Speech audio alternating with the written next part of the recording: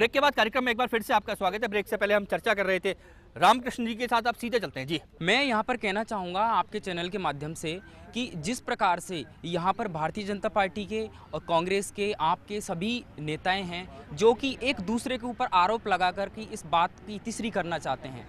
मैं यह जो भ्रष्टाचार की जो समस्या है, जो देश के लिए बहुत ही घातक सिद्ध होती जा रही है, मैं उसके लिए कहना चाहूँगा कि भारतीय जनता पार्टी ने जो 2 साल उनके जो पूरे हुए हैं उनमें उनके ऊपर जो भी मंत्री अधिकारी हैं उनके ऊपर कोई आरोप नहीं सिद्ध कर पाई है।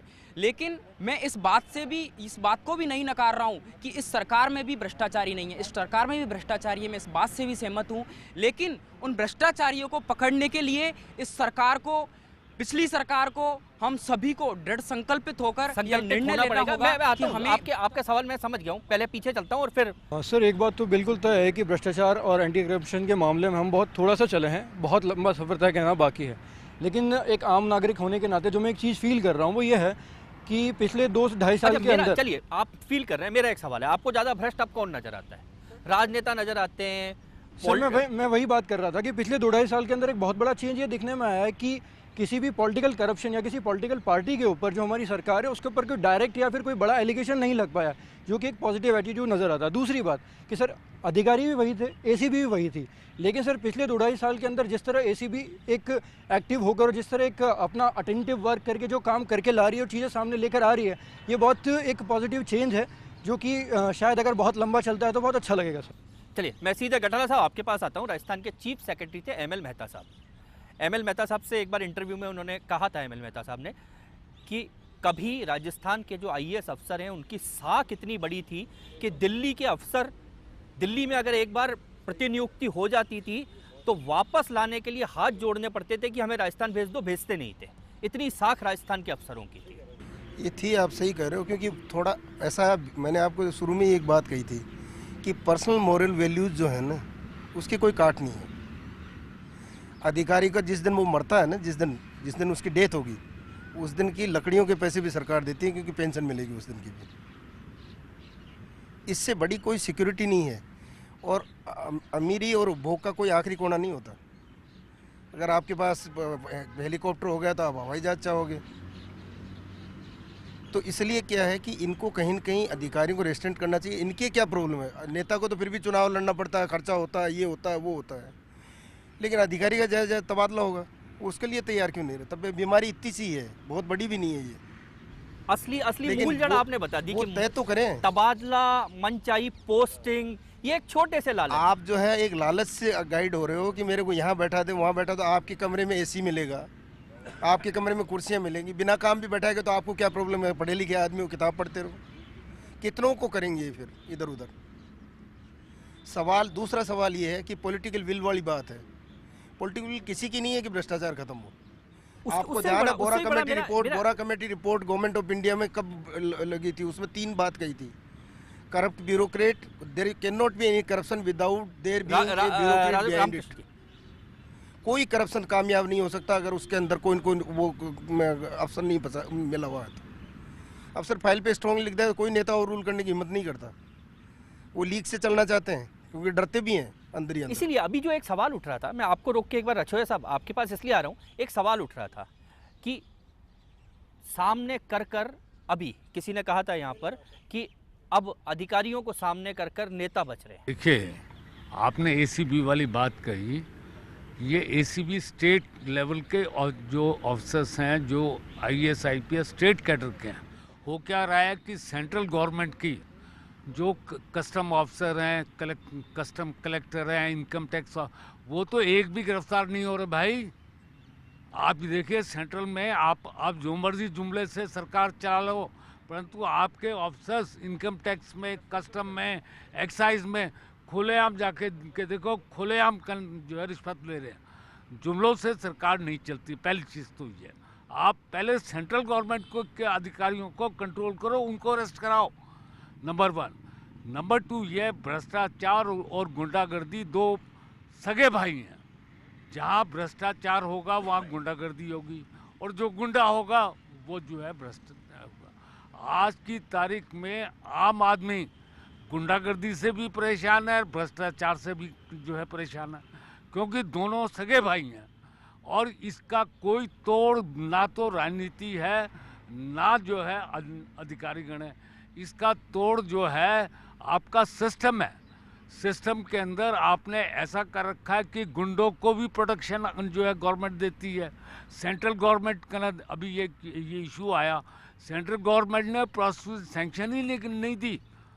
आप क्या बात करो, सेंट्रल गवर्नमेंट को पहला जो देश को चला रही है सेंट्रल की गवर्नमेंट, वो अपने अधिकारियों को तो ईमानदार करे। स्टेट के एसीबी को लेके कब तक हम करना बैठे रहेंगे भाई? बचाना, एक बार रोक रहा हूँ विष्णु जी, ये जो बचाना है ना, बचाना ये बंद करना पड़ेगा। नहीं, मैं रसोया साहब जो कह रहे हैं एक वो बात बिल्कुल से सही कह सहमति रहे हैं। रखता हूं कि अल्टीमेट सिस्टम की प्रॉब्लम है।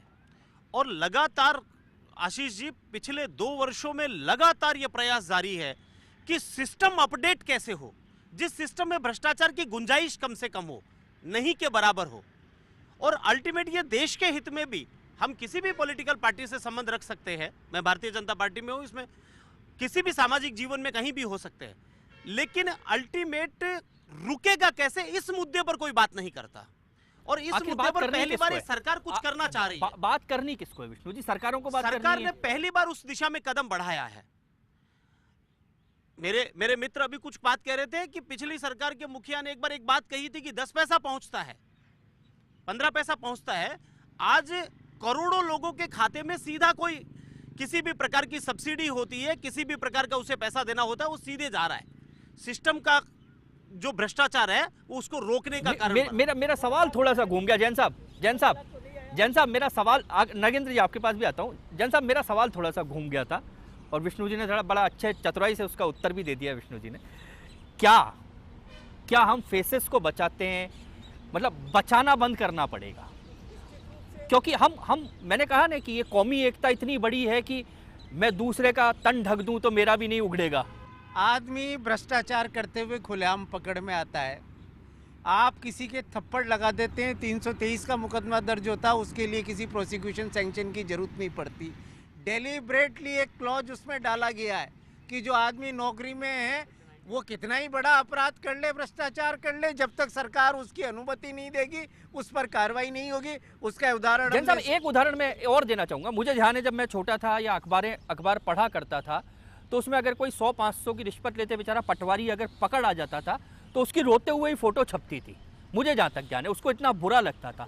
और अब जो फोटो छपती हैं अधिकारियों की, बड़ी ऐसी तल्लीनता से फोटो सेशन के साथ फोटो करवाते हैं जैसे मतलब भ्रष्टाचार कोई इशू ही नहीं है, कोई जुर्म ही नहीं है। अधिकारी जानता है कि वो जानता है भ्रष्टाचारी कि अब तो फिर भी जमानत में कुछ समय लगने लग गया कि 2 महीने में, 3 महीने में, 4 महीने में मेरी जमानत हो जाएगी। पहले तो तुरंत जमानत के 6 महीने बाद मैं वापस नहीं नौकरी पर लग जाऊंगा, मेरा मुकदमा सालों तक चलेगा, इस बीच में अपनी पोस्टिंग करा लूँगा और मैं इतना पैसा इकट्ठा कर लूँगा कि मैंने बेईमानी की है, इससे कोई फ़र्क पड़ने वाला नहीं। पर ये जो बचाने वाली प्रक्रिया है, जो प्रोसिक्यूशन सैंक्शन की बात है, बड़े बड़े लोगों की प्रोसिक्यूशन, एक IAS ऑफिसर का नाम इसलिए मैं नहीं लूँगा कि अभी कुछ दिन पहले उनका बहुत निधन हो पुराना गया। मामला खुला है। 15 साल पहले उनको रंगे हाथ पकड़ा गया था और 15 साल में उनके विरुद्ध प्रोसिक्यूशन और अब उनका वो मामला सामने नहीं आई और अल्टीमेटली कुछ दिनों पहले, साल भर पहले उनका निधन हो गया। बाइक हट जाएगा जब ये नाम बता देंगे।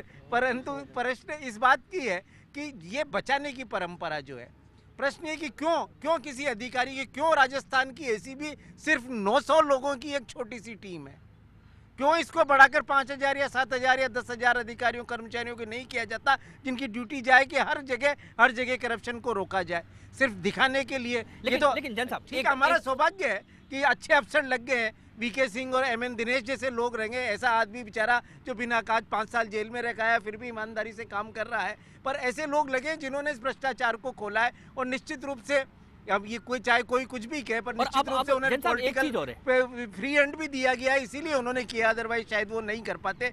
परंतु फिर भी बात यह कि ये बचाना बंद करना पड़ेगा। बचाना सबसे मैं आ रहा हूँ आपके पास एक बार नगेंद्र, बचाना हर जगह बंद करना पड़ेगा। मैं एक बार नगेंद्र के पास आ रहा हूँ। नगेंद्र, अब क्या है कि ये जागरूकता जो भ्रष्टाचार के खिलाफ है ना, ये सिर्फ ACB टीम में नहीं है। अब आम व्यक्ति को भी लगता है कि मैं कुछ कर सकता हूँ। वो RTI में जाता है, वो अब तो कॉल रिकॉर्डिंग लोग रखने लग गए उसको, जरूरी नहीं है कि कोई कार्रवाई करे या नहीं करे, वो किसी ग्रुप में डाल देते हैं, आदमी की पोल खुल जाती है। नहीं, बिल्कुल आप सही कह रहे हैं, जागरूकता तो बड़ी है, लेकिन ये निर्भर करता है सरकार पर कि सरकार किस तरीके से कार्रवाई कर रही है। अगर सरकार की नीयत ईमानदारी से काम करने की है तो निश्चित रूप से जो है उन लोगों की सुनवाई होगी और उनकी बात को वहाँ तवज्जो दी जाएगी। लेकिन मैं ऐसे भी उदाहरण आपको पेश कर सकता हूँ कि एसीबी में लोग बिल्कुल जो है सबूतों के साथ वहाँ गए, लेकिन एसीबी ने उनकी सुनवाई, आज तक उनकी सुनवाई नहीं हो रही है वहाँ पे। तो कहीं ना कहीं इस तरह के जो मामले सामने आते हैं उसमें कहीं ना कहीं राजनीतिक उसके पीछे कारण भी होते हैं। वही एक बार अभी जैन साहब जो कह रहे थे, मैं राजेंद्र जी आपके पास उस साल आप अपनी बात कह लीजिए, फिर आऊँगा मैं। चलिए।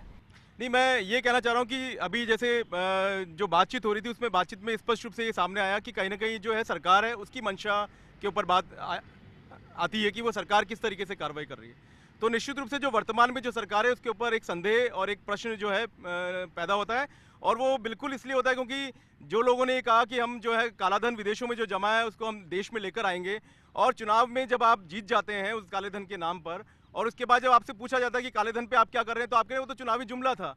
तो इस तरीके से जुमले की बात आप जब करते हैं, तो जब शीर्षस्थ लोग जो बैठे हैं सरकार में वो जब जुमला बताते हैं तो अधिकारियों पे क्या इंप्रेशन जाएगा? यही जाएगा कि भी हाँ कोई भ्रष्टाचार पे बात होने वाली नहीं है, कोई काम होने वाला नहीं है। और जिस तरीके से लगातार उनकी एक्टिविटी है, जिस तरीके से लगातार वो अपने ही सरकार के भ्रष्टाचार को नजरअंदाज कर रहे हैं, जैसा कि विष्णु जी ने कहा कि भी हम भी आपके आरोप गिना देंगे, हम कह रहे हैं ना, हम गिनाते हैं 2G घोटाला।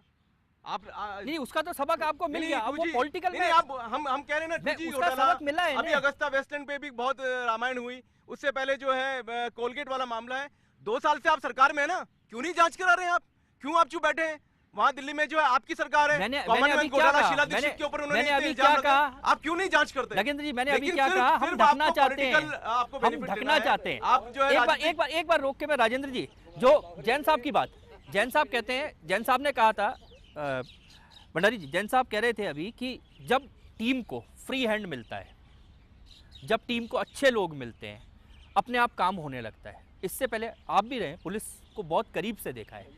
क्या ये फ्री हैंड जरूरी होता है भ्रष्टाचार रोकने के लिए? क्या जो काम कर रहा है उसको खुद नहीं लगता भ्रष्टाचार हो रहा है, वो जाके रोक सकता है? इसमें क्या है कि ये बात सही है कि इंडिविजुअल ऑफिसर होता है, उसकी जो क्रेडिबिलिटी होती है, उसकी जो काम करने की इच्छा शक्ति होती है, उसी के ऊपर निर्भर करता है। अब क्या है कि हमारा जो सिस्टम है वो इस तरह का बना हुआ है कि कोई अधिकारी है वो केवल एंटी करप्शन में ये मान के समझता है कि मेरी तो सजा मिल गई है, मेरे को ऐसी जगह सरकार ने नाराज होकर लगा दिया जहां मैं बर्फ में रहूंगा। और कई ऐसे अधिकारी होते हैं जो ये गौरवान्वित महसूस करते हैं कि मेरे को इस भ्रष्टाचार को रोकने के लिए वहाँ लगाया गया है। तो दोनों की सोच अलग अलग है। नहीं, जो सकारात्मक सोच वाले अफसर है 90% ये मानते हैं कि ये सजा मिल गई एसीबी में, हाँ, ये बिल्कुल सही कह रहे हो आप। वो उसको फील्ड की जो पोस्टिंग है उसको अच्छी पोस्टिंग मानते हैं। वो कहते हैं भाई मुझे कहीं एसपी लगा दिया, मुझे कहीं डीएसपी लगा दिया, मुझे कहीं आईजी लगा दिया, तो वो वहाँ समझते हैं कि समाज हमको सम्मान देगा। पर अब ये महसूस करने लग गए लोग बाग कि भ्रष्टाचार निरोधक विभाग भी कम नहीं है। वहाँ पे अगर आप रहोगे तो वहाँ पे भी समाज आपको सम्मानित करेगा। बिल्कुल सही कह रहे हैं। एक ब्रेक और लेना पड़ेगा, ब्रेक के बाद तुरंत लौटता हूँ। काफी सारी चर्चा की, कौन है दोषी, क्या है कारण, क्या है, लेकिन निवारण क्या है।